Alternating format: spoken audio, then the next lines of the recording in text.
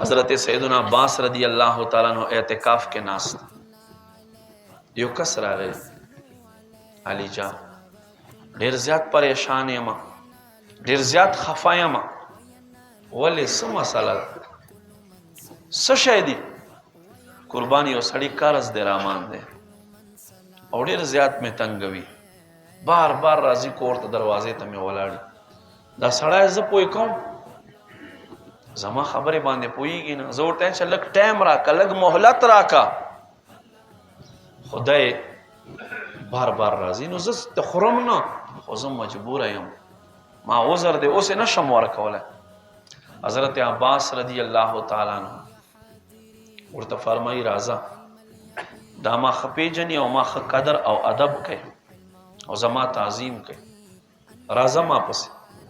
اعتکاف نه وروتلو اعتکاف یې مات کړو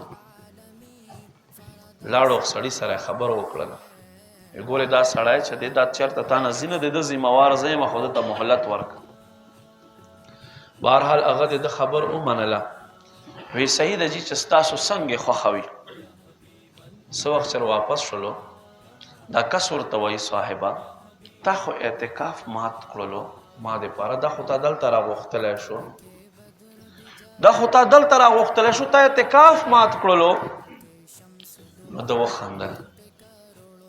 دو فرمایل دا اعتکاف به زه بیا وکړم خو ما مدینې جانان صلی الله علیه و آله وسلم نه اورېدلی دی ما آتاکم الرسول فخذوه الله رسول چې تاسو ته څه درکوي بیا یې ونیسئ والی وما نهاکم عنه فانتهوا او څه نه مو چې منع کړي بیا ځان ترې وساتئ